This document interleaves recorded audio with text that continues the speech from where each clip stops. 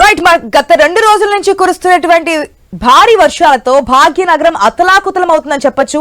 ఎక్కడికక్కడ traffic jam ఏర్పడుతోంది, ఎక్కడికక్కడ వాటర్ నిలిచిపోతున్నటువంటి సిచ్యువేషన్ కూడా మనకు కనిపిస్తోంది.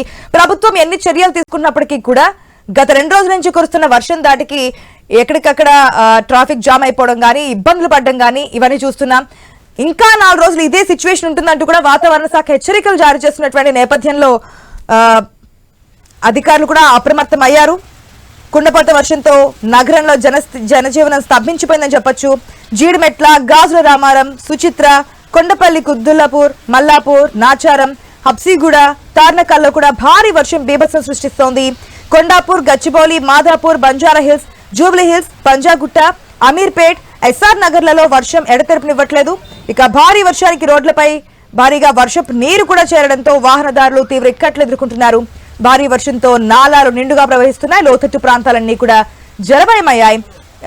ఈవినింగ్ టైమ్స్ లో కరెక్ట్ గా 5 to 6 కి ఈ విధంగా 3 to 4 మధ్యలో కూడా వర్షం నిజంగానే ఆకాశానికి చిల్లు పడిందా అనే స్థాయిలో వర్షం పడుతోంది. మనం చూస్తున్న క్లౌడ్ బరస్ట్ అని చెప్పి ఒక్కసారిగా ఒక ప్లేస్ లో ఎక్కువగా వర్షపాతం నమోదు అవుతూ ఉంటుంది. గతంలో కూడా ఈ పేరుని మాజీ సీఎం కేసీఆర్ కూడా ఉపయోగించారు, క్లౌడ్ బర్స్ట్ మాదిరిగా వర్షపాతం నమోదు అవుతుందని. సో మోకాలు లోతు వరకు వర్షపాతం నమోదైనటువంటి సిచ్యువేషన్ కనిపిస్తోంది. ఆఫీసులో వెళ్ళిన వాళ్ళు ఇంటికి రావడానికి, స్కూల్కి వెళ్ళిన పిల్లలు ఇంటికి తీసుకురావడానికి చాలా ఇబ్బందులు పడుతున్నటువంటి సిచ్యువేషన్. ఎక్కడ ఏ మాన్యువల్ ఓపెన్ చేస్తుందో తెలియదు, ఏ గుంతలో ఒకవేళ వెహికల్ పడితే ఏ విధంగా సేఫ్టీ ఇంటికి వెళ్తామా లేదా అనే కండిషన్లో ఈ ట్రాఫిక్ జామ్కి లోతట్టు ప్రాంతాలన్నీ కూడా జలమయం అయిపోయినటువంటి కండిషన్లో ఇల్లు ఏ విధంగా ఉంది, ఇంటికి చేరుకుంటే పరిస్థితి ఏంటి, చేరుకోవడానికి ఎంత టైం పడుతోంది, ఈ వర్షం ఎప్పుడు కంట్రోల్ అవుతుంది తెలియనటువంటి కండిషన్లో అయితే ఉన్నారు. ఇప్పటికే గవర్నమెంట్ అనేక చర్యలు తీసుకుంటోంది, సేఫ్ జోన్లో ఉండాలంటూ కూడా చాలా మందికి చెప్తూ ఉన్నారు. ఇంకా 4 రోజుల పాటు కూడా వచ్చే 4 రోజులు కూడా ఈ విధంగానే వర్షాలు ఉంటాయంటూ వాతావరణ శాఖ అలర్ట్ జారీ చేసింది.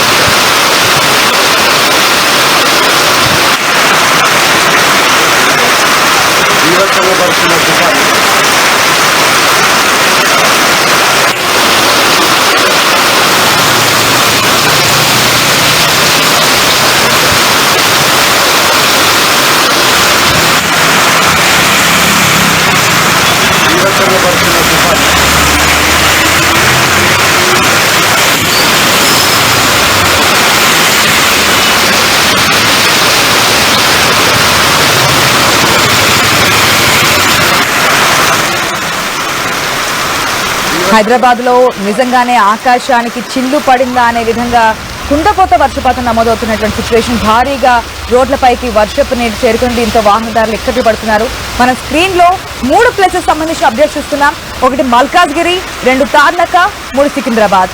మల్కాజ్గిరిలో కూడా వర్షపాతం నమోదైంది. అక్కడ కూడా రోడ్ల మీద ఎవ్వరూ లేరు. మన కోవిడ్ టైంలో ఏదైతే లాక్డౌన్ విధించిన సమయంలో ఉన్నటువంటి పరిస్థితి మనకు కనిపించింది. ఎందుకంటే ఈ వర్షాలు దాటికి ఎవరు కూడా రోడ్డు మీద రానట్టు సిచ్యువేషన్. అక్కడ కూడా కుండపోత వర్షం కురుస్తుంది. ఇక తార్నకాల్లో సిచ్యువేషన్ ఏ విధంగా ఉందో మనం క్లియర్గా చూస్తున్నాం. అక్కడ కూడా కుండపోత వర్షం నమోదవుతోంది. సికింద్రాబాద్ లో పిల్లల్ని ఇంటికి తీసుకెళ్తున్నటువంటి పేరెంట్స్ కావచ్చు, షిఫ్ట్లు అయిపోయి ఇంటికి వెళ్తున్నటువంటి ఉద్యోగులు కావచ్చు, జాబ్ చేస్తున్నటువంటి వాళ్ళు కావచ్చు, వెళ్ళడానికి ఎంత ఇబ్బంది పడుతున్నారనేది కూడా క్లియర్గా చూస్తున్నాం. ఇంకా వచ్చే 3 రోజులు కూడా ఈ విధంగానే వర్షాలు పడే అవకాశం ఉందని చెప్తున్నారు వాతావరణ శాఖ అధికారులు. ఇక భారీ వర్షాలతో ముంపు ప్రాంతాల్లో నీళ్లలోకి వర్షపు నీరు చేరింది. వానలతో పాటు పలు చోట్ల విద్యుత్ సరఫరా కూడా నిలిచిపోయింది. భారీ ఎత్తున ఆస్తి నష్టం సంభవించే ఛాన్స్ ఉంది. ఇప్పటికే లోతట్టు ప్రాంతాలపై ఫోకస్ పెంచాలని అధికారులకు సీఎం రేవంత్ ఆదేశాలు ఇచ్చారు. దీంతో రంగంలోకి దిగిన రక్షణ బృందాలు సహాయక చర్యలు చేపట్టాయి. లోతట్టు ప్రాంతాల్లోని ప్రజలను సురక్షిత ప్రాంతాలకు తరలిస్తున్నారు. మరో 2 రోజుల పాటు వర్షాలు కురిసే ఛాన్స్ ఉందని వాతావరణ శాఖ హెచ్చరించింది. ఉరుములు, మెరుపులతో పాటు భారీ ఈదురుగాలులు వీచే ఛాన్స్ ఉందని వాతావరణ శాఖ తెలిపింది. హైదరాబాద్ కు ఎల్లో అలర్ట్ ను జారీ చేసిన నేపథ్యంలో అధికారులు మరింత అప్రమత్తంగా వ్యవహరిస్తున్నారు. భాగ్యనగర వాసులు కూడా అలర్ట్ గా ఉండాలని అధికారులు సూచిస్తున్నారు. మంత్రి పొన్నం ప్రభాకర్ స్టేట్మెంట్ కూడా మనం చూస్తున్నాం. ఏదైతే హైదరాబాద్ లో కూడా భారీ వర్షం నమోదయ్యే ఛాన్స్ ఉంది కాబట్టి ప్రభుత్వం తీసుకునే చర్యలు తీసుకుంటుంది. ప్రజలు కూడా అలర్ట్ గా ఉండాలంటూ కూడా హెచ్చరించిన సిచ్యువేషన్ చూసాం.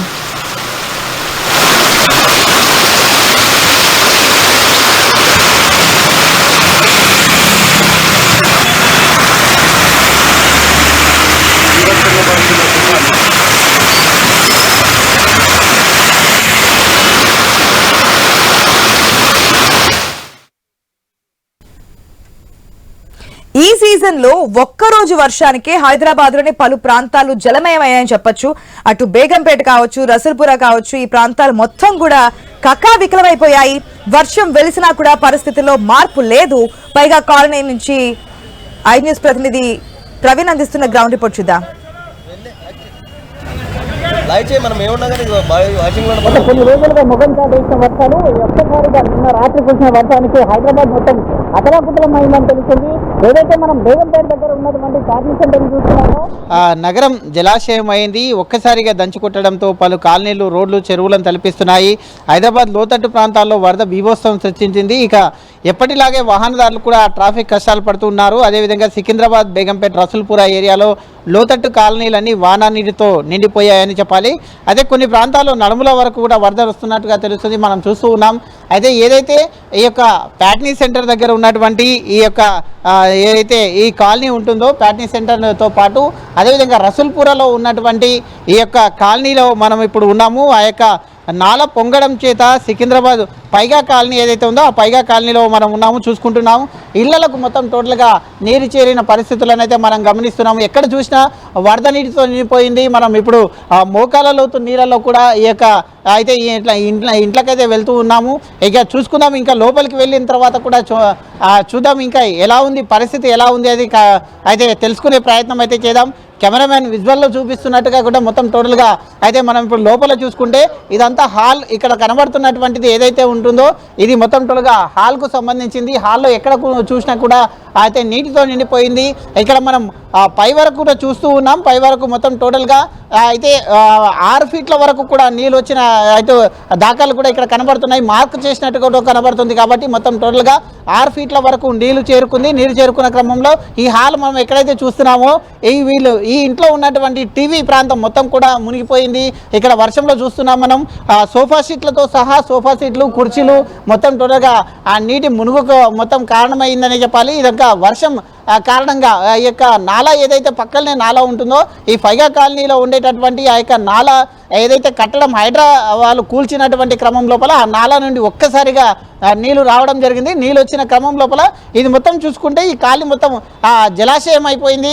ఇక ఇంట్లో మొత్తం టోల్గా కూడా ఈ యొక్క నివాస ప్రాంతం మొత్తం అయితే చెరువులా కనిపిస్తుంది. అదేవిధంగా మరి ఇంకా లోపల చూసే ప్రయత్నం కూడా చేసుకుంటే ఇక్కడ కింద ఉన్నటువంటి ఏదైతే ఈ యొక్క కిచెన్ హాల్ కూడా ఇప్పుడు మనం చూసుకున్నట్లయితే ఈ యొక్క బెడ్రూమ్ ఏదైతే వీళ్ళ బెడ్రూమ్ ఉందో ఆ బెడ్రూమ్ టోటల్గా కూడా నీటిలో మునిగిపోయిన పరిస్థితులు మనం చూస్తూ ఉన్నాం.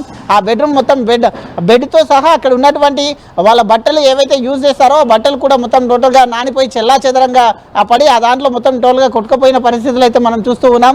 అదేవిధంగా ఎక్కడ చూసినా కానీ నీరే ఇంట్లో ఉన్నటువంటి నీరు ఇప్పుడు మనం లోపలికి ఇక్కడ కిచెన్ రూమ్ చూసుకుంటే ఇక్కడ ఈ యొక్క కిచెన్ రూమ్ కానీ దేవుని ఈ యొక్క పూజా మందిరం ఏదైతే ఉందో ఆ పూజా మందిరం మొత్తం టోటల్గా కూడా మునిగిపోయిన పరిస్థితిని మనం గమనిస్తున్నాం. పూజా మందిరంలో కూడా నీళ్లు చేరడం జరిగింది. నీళ్లు చేరిన క్రమం లోపల మనం చూసుకుంటే ఈ యొక్క కిచెన్ రూమ్ ఏదైతే ఉందో వాళ్ళకు అక్కడ ఉన్నటువంటి కాలువ నీటితో మొత్తం టోల్గా నిండిపోయిన క్రమం లోపల కిచెన్ రూమ్ను చూసుకుంటున్నాం. మనం కిచెన్లో ఎక్కడ చూసినా కిచెన్ ఏదైతే ఈ యొక్క గ్యాస్ ఉంటుందో గ్యాస్ కట్ట పైకి కూడా నీళ్ళు రావడం జరిగింది. మొత్తం టోల్గా ఇంట్లో ఉండేటటువంటి కిచెన్కు సంబంధించిన వండుకునే పాత్రలు ఏవైతే ఉంటాయో ఆ పాత్రలు కూడా మొత్తం టోటల్గా అయితే నీటిలో మునిగిన పరిస్థితులని మనం చూస్తూ ఉన్నాం.